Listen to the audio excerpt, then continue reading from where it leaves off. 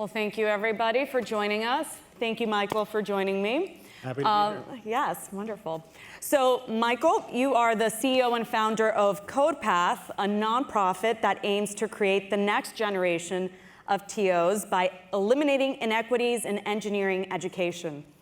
And prior to CodePath, Michael here co-founded Classmetric, a customer data hub that later became Segment and was acquired by Twilio for $3.2 billion. Yeah, big deal. He's also co-founding member of the Women Who Code. So, fabulous person here to chat with today. And Michael, you grew up in rural Maine. How did you go from rural Maine to Silicon Valley and tech world? Give us a little bit of that backdrop to start. Yeah, so much of the approach that CodePath has is shaped by my personal journey. Low income, rural Maine, single mother household. When I was 5 years old, my father was incarcerated. We ended up becoming homeless. And my educational experience, sometimes you have good teachers, sometimes you don't have good teachers. And I always, even though I was a good student, I always felt like I was missing something. Like the education experience could be so much better. When I ended up getting into college, I was a really ambitious young person. I felt like I'd already become successful. Started my first nonprofit when I was 19 years old. This was actually by accident. I was trying to figure out how I could help low-income communities in Boston where I was attending school. And then another nonprofit, as well as me trying to figure out how I could scale social impact, it led me into tech.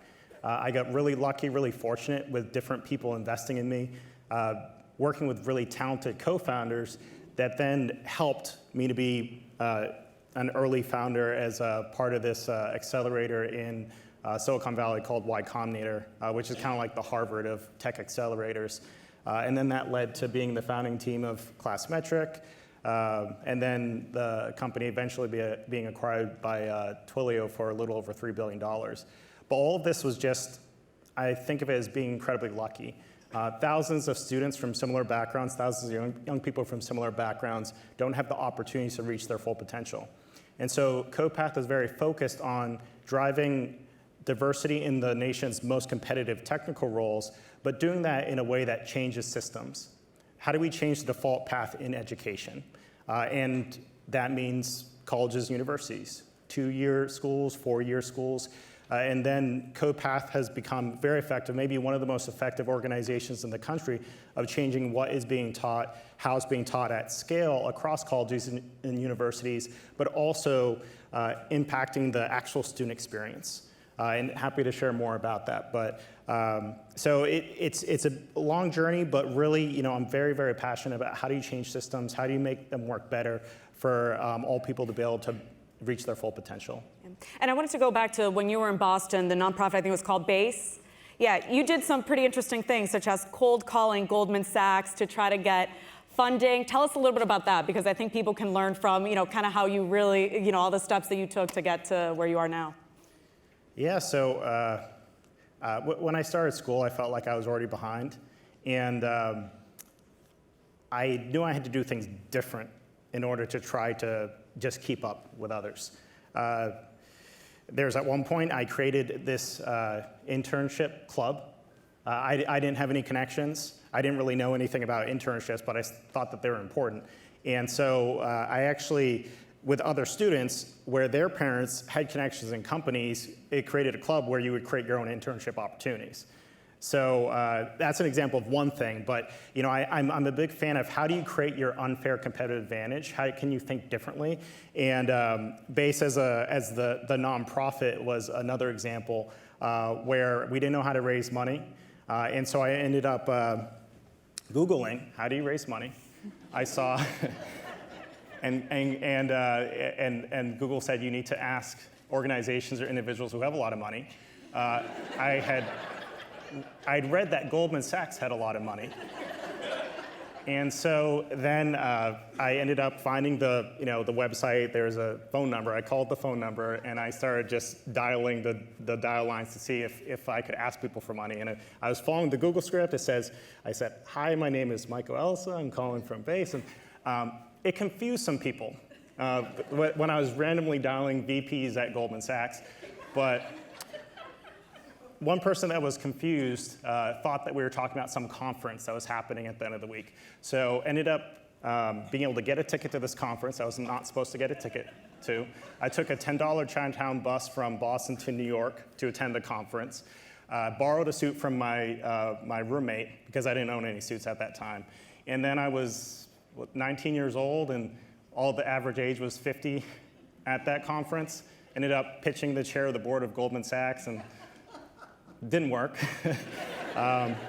There's a lot more to the story, but long story short, we were told we would fail. They were like, "What are you doing? You're out of place."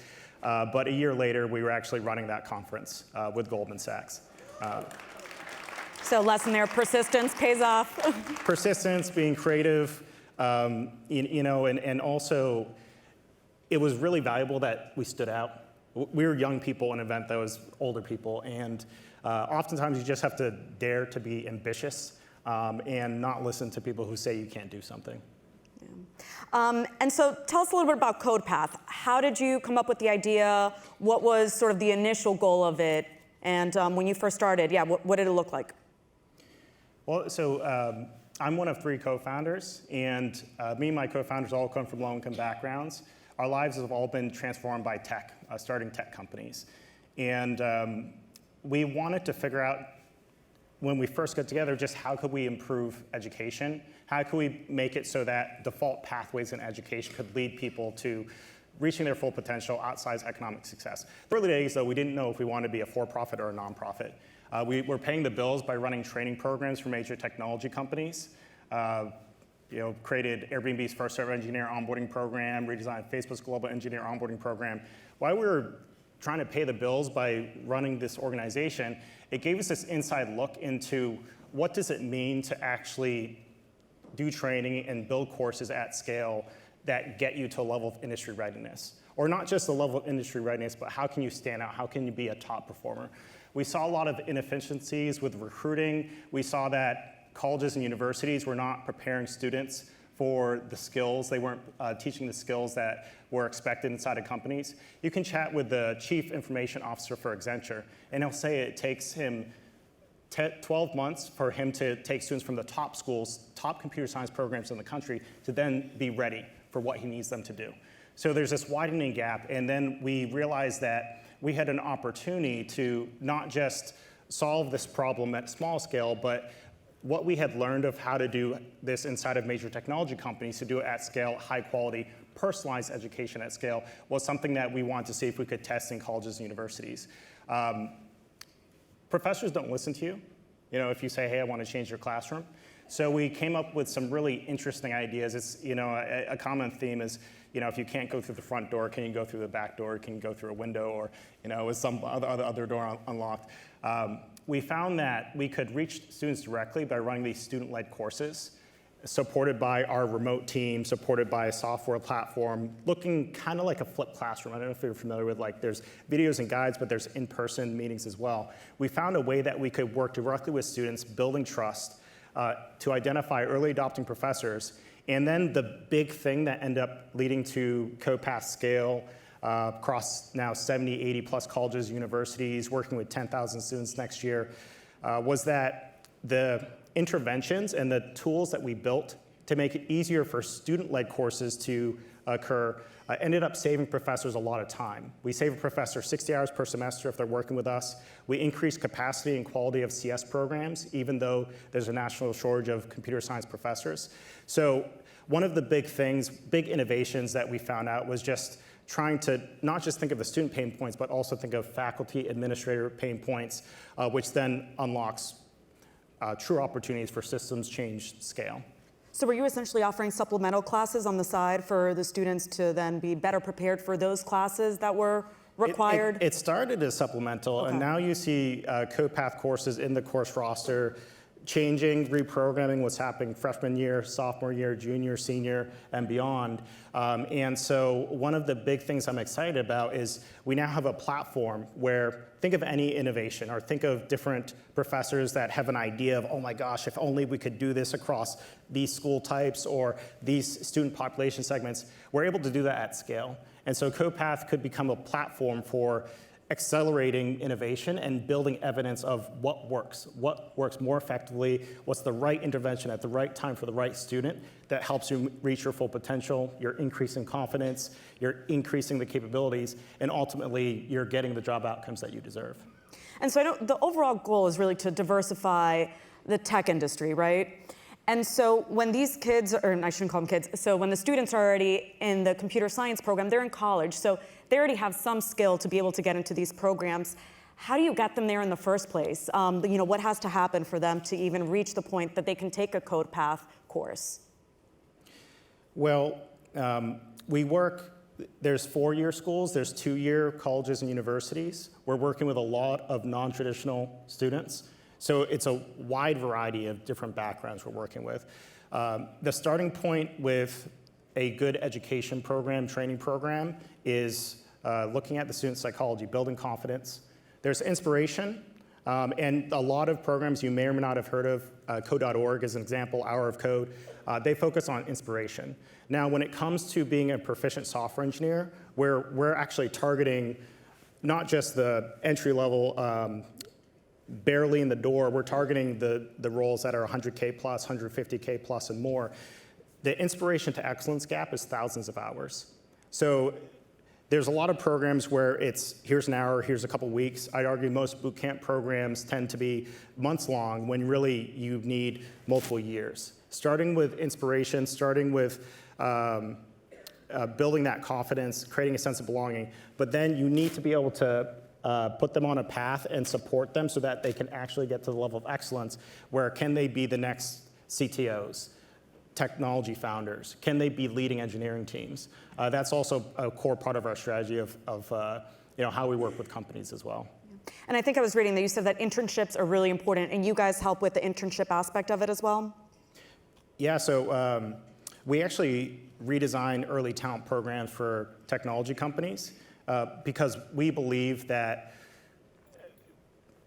there isn't enough access to opportunity.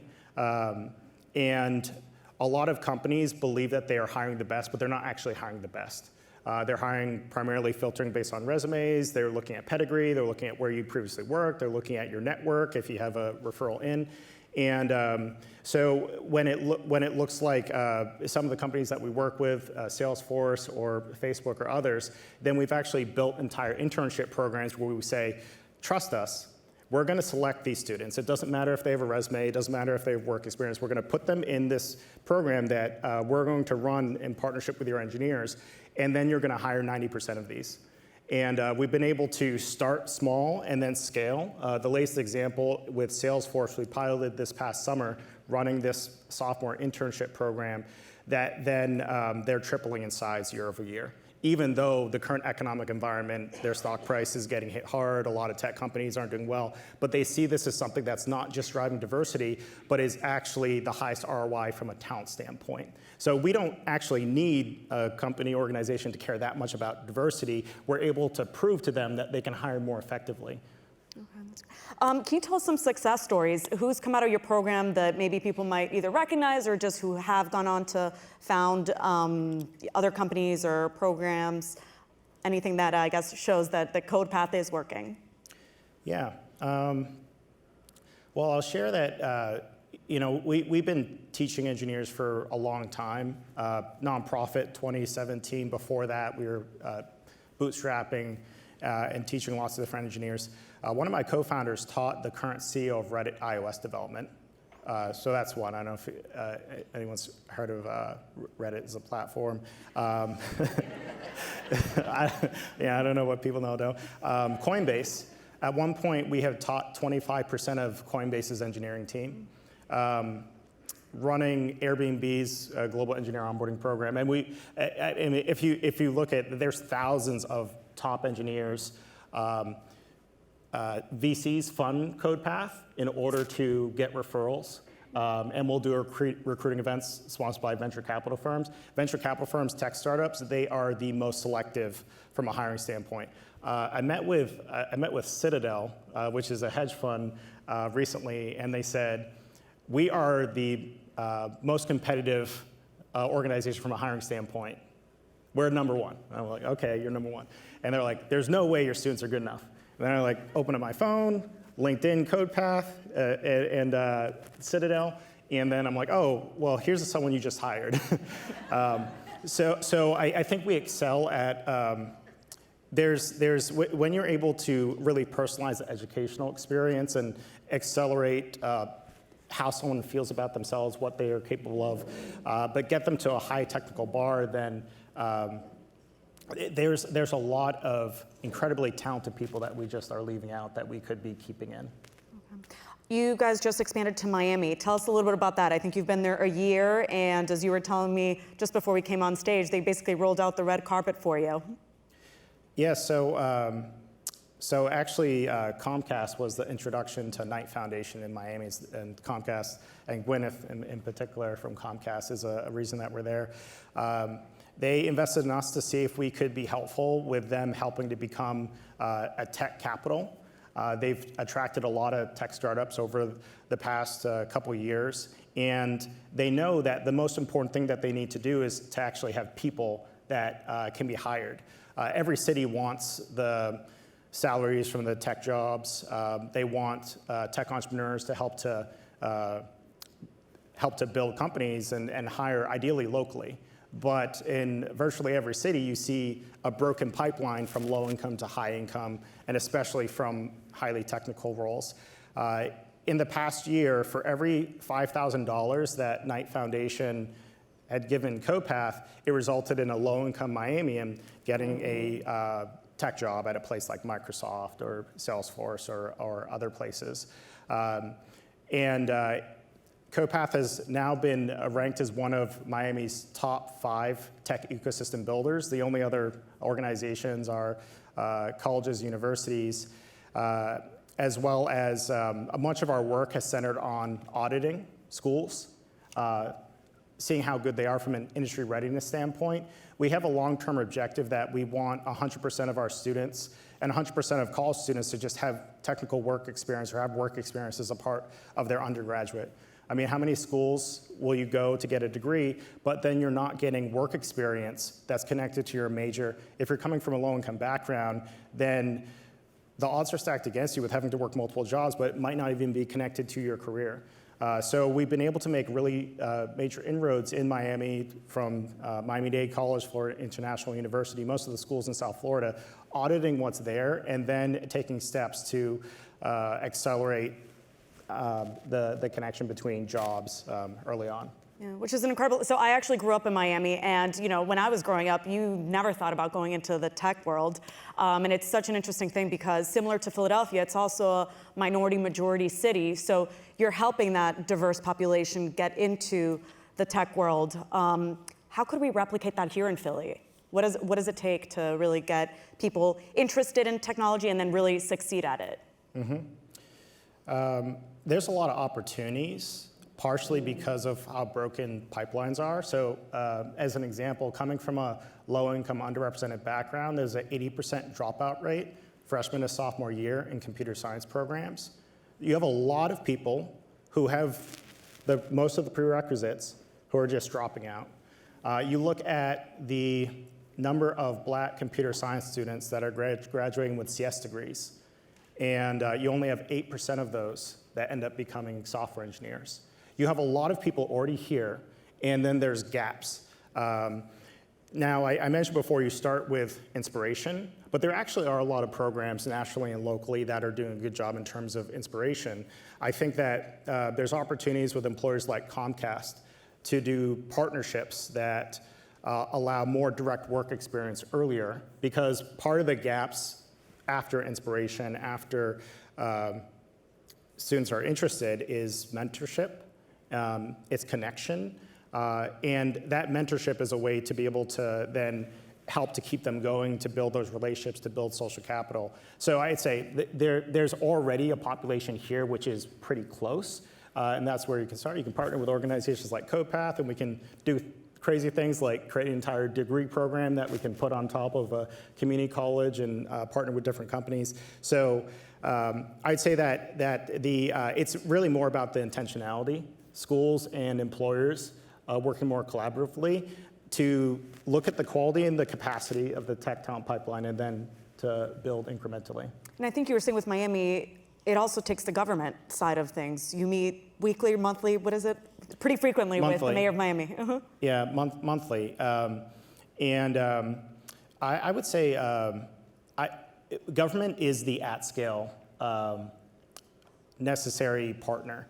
But on the way to working with government, you need to build evidence that will work, because government necessarily has to be risk averse and they have to design for everyone. So how do you make it safe for government to invest deeply in a program that is going to significantly move the needle? The earliest stages, I would say, openness to innovation. There's a flexibility, and that's where whether it's nonprofits, whether it's for-profits or whatever, there has to be a space to be able to build that evidence case for government. I see our clock is wrapping us up.